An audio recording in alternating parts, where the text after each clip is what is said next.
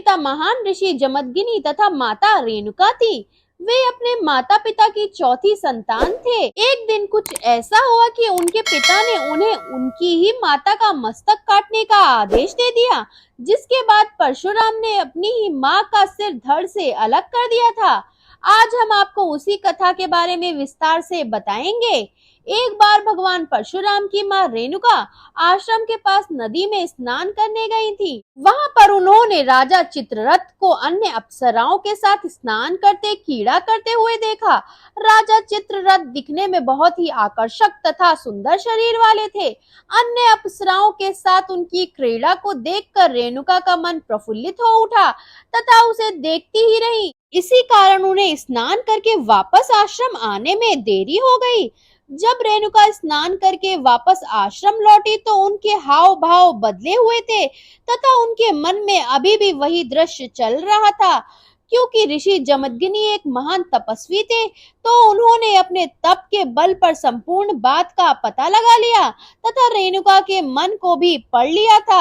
यह देख उन्हें इतना ज्यादा क्रोध आया कि उन्होंने अपने सबसे बड़े पुत्र को अपनी माँ का गला काट देने का आदेश दे दिया। उनका सबसे बड़ा पुत्र अपनी माँ के प्रेम में ऐसा नहीं कर पाया।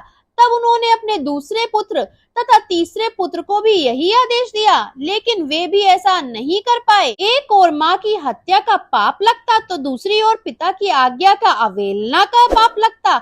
यह एक धर्म संकट था, लेकिन उन्होंने मात्र हत्या करने से मना कर दिया।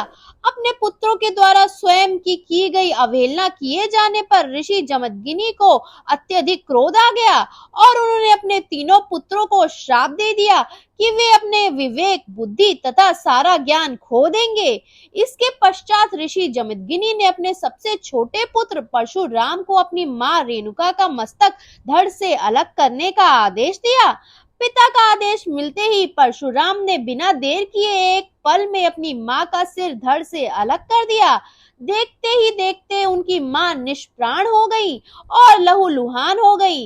यह देखकर परशुराम के पिता जमदग्नि अत्यधिक प्रसन्न हुए तथा परशुराम को स्नेह पूर्वक कोई वरदान मांगने को कहा। परशुराम ने समझदारी से काम लेते हुए अपने पिता से 3 वरदान मांगे। पहले वर में उन्होंने अपनी माँ को पुनः जीवित करने को कहा।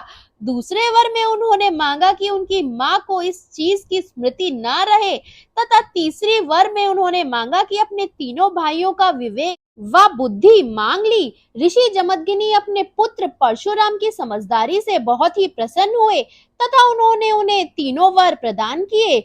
इसके पश्चात सब कुछ फिर से सामान्य हो गया तथा परशुराम जी की माँ पुनः जीवित हो उठी। हालांकि भगवान परशुराम ने अपनी माँ रेणुका को पुनः जीवित तो करवा लिया था, लेकिन उनके ऊपर मात्र हत्या का पाप लग चुका था।